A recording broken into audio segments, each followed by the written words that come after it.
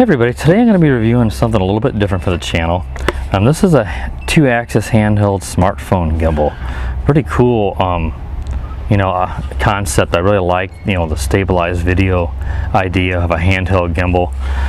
Like I said, sometimes I'll review things a little bit, non-RC related, though I think most of us like, good video and photos and stuff. So I want to give this a look at, because it's, it's so cheap. It was like $58 is when I last checked the price on GearBest website. So I want to see, how well does this thing perform for such a low price. And it's made by Ideafly, who I believe they also make a few drones. The model number is actually, the JJ-1S. This is a newer version. Let's go ahead and open the box. It comes with a real basic but relatively thorough instruction manual. Foam insert, of course. I'll set the box on top. It's really windy today. And here's the gimbal. Only other thing that comes within the box here is a USB cable. It's a micro USB cable that plugs in the bottom to charge it up. It has a built-in, I think it's a 1500 milliamp lithium ion. I think it was supposed to get like 6 hours. I mean, I believe it. It took several hours to get it charged all the way up. So you put your phone in. I'm going to use my old G5 because it's still got a better camera than my new Xiaomi phone. You just clip it in, the camera on the outside, and then slide it in towards the motor, and you hold it at yourself like that. There's a counterweight sort of on the roll here in the back that you set it to, to kind of get it a little bit the balance at least on the roll, which you can see I got it relatively balanced with it not turned on. And you want to do that so that it can find level and operate correctly. You always want to make sure you balance your gimbals. On the front of it, it's got some, it's got roll controls for going up and down, so you can keep it stabilized with the camera tilted upwards or facing down. I of course like it in the middle. It's got a built-in Bluetooth, so you have to get into your actual camera, and once you're in the camera, the Bluetooth will then, you press this video button, it'll tell the camera app to start recording. It's got this M and V button. Use this to, you can change, I think there's a few different modes. You can change it to a vertical mode, where you can, if you want to film with your camera straight up, you can do that. I don't know why anybody would want to do that, because it's going to look like, a vertical on a TV. But if you needed to get something really tall in the shot, you can do that.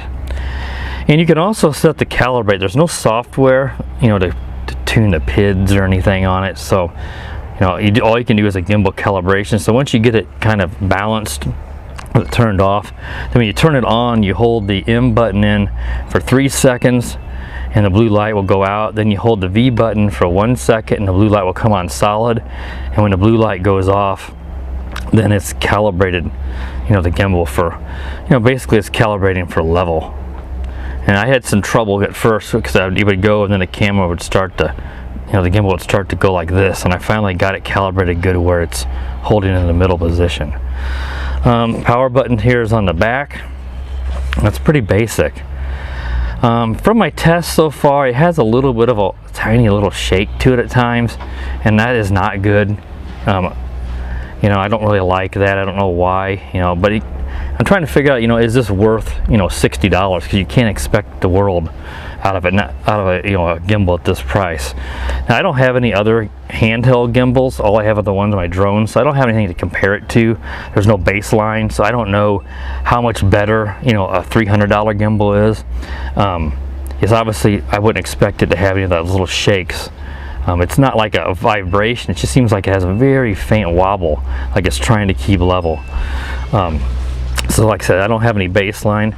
Now, there's no dampening on these. Now, I don't know if any of the handheld gimbals have it, so I don't know how much you can expect to eliminate any kind of vibration from walking hard, because, as you walk, it's going to keep the shot stable, but you're still going to get some of that walking vibration. So, on a drone, you've got the dampeners that absorb the vibrations and stuff from the propellers and motors to keep the, the gimbal from any jello. And there's no jello or anything like this, but I think if if they had like dampeners or something, I think that would really help with some of the footstep vibrations. So I don't know if a better ones are able to somehow compensate for that. That I can't comment on. If you do know, please be sure to comment in the comment section. Let me know how this compares if you have a higher end gimbal.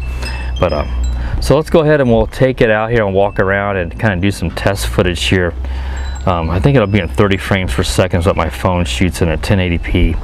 And we'll just kind of give an idea how it works. It's certainly going to be pretty good if you're sitting and you want to record an event, or if you're standing still and just want to keep your shot level so your phone's not floating around, because your hand's not going to be able to stay level. It does a pretty good job of that. So we'll go ahead now and include some test footage, but overall I think it's about what you expect for a gimbal for $60. It does get the job done for a still shot, where you're standing still, and it seems to be very well constructed. But I don't think it can perform at the level of the several $100 ones.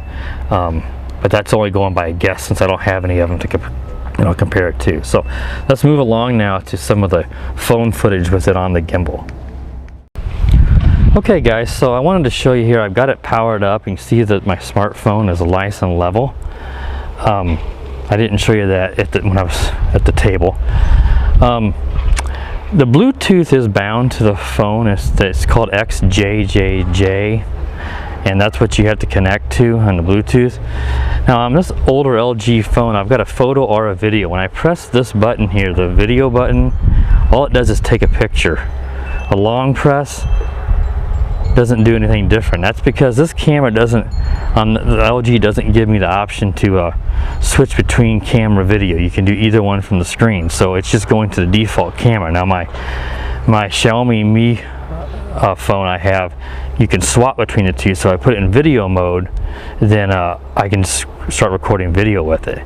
But this camera just seems to be better on my LG, so that's the reason why I'm going to be using the LG phone. So I'll show you some of the things here before we switch over to the video from the phone. So to rotate it up, you can see there, and then rotate it all the way back, up towards the sky or down towards the ground, so you can adjust the roll. I'm not going to do a calibration because I already have it calibrated, so I don't want to mess any of that up. So you can see now how it works. I want to kind of give you, I should have turned it on at the table to let you see how you do it. And so the Bluetooth is really easy to bind, but I'm not going to go through that here. That's real basic like everything else. So you can see it's keeping the phone in a steady spot.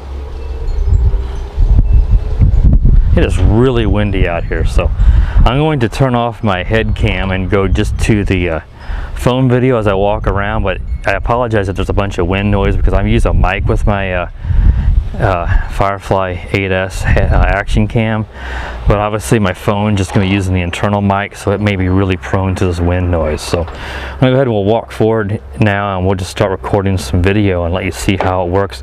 There's going to be some shakes with my footstep, because I just don't know if there's any way to eliminate that completely without some sort of dampening on the gimbal. So we'll move along now to the video from the phone. Okay guys, I'm going to try to adjust the camera a little there. I'm recording here with my LG G4. Walk over here to the trees. I expect there's going to be some vibration, like I said, just with my footsteps. I'm just going to kind of try to hold it here. Like I said, I don't have to worry about keeping the phone steady. I'm actually tilting the handle, moving it all around right now to see how does it keep the phone in the same position. My kids left a mess out here with their dolls yesterday. It is almost December and it is over 70 degrees. I'm in shorts. This is pretty crazy. See, they got quite a mess out here. This LG, the G4 has a superior camera. Even though my Xiaomi phone, I like it a lot. It's got more memory and way more storage. It has a dual 12 megapixel rear cameras on my Xiaomi phone, but it takes really nice photos. But the video, it's a low frame rate. No matter what setting, I only get around 21 frames per second. And I don't know why. At that slow of a speed, you really notice it with your eyes. You want something at least 30. So I'm really not sure why with this 8-core Snapdragon processor and stuff, it should have plenty of power to do higher frame rate, because it'll even do 4K.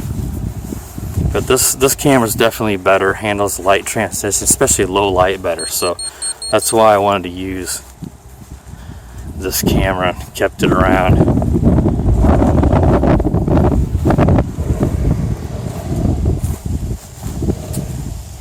So I'll kind of stand still here some now.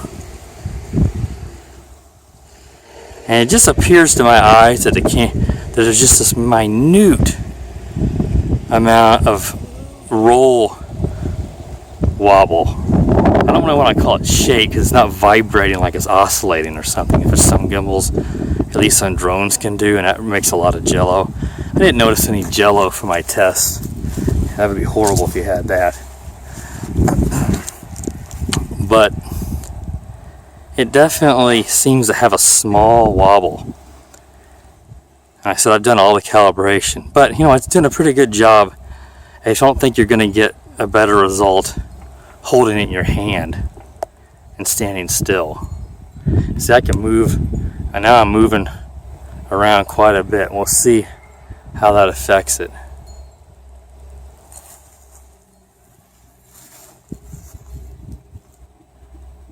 But standing still, filming at an event, filming at a birthday party, sporting event, you're certainly going to get a lot more still shot than your hand, where you may end up holding your phone diagonally or something like this. This is going to allow you to at least keep your phone stable. So I really can't say for 60 bucks that this is a bad deal. Alright, well, I think that's enough sample footage for everybody. So hopefully this will help you make a decision. You know, I think for $60 it's probably not a bad deal. So, see you later. The power of the dark side.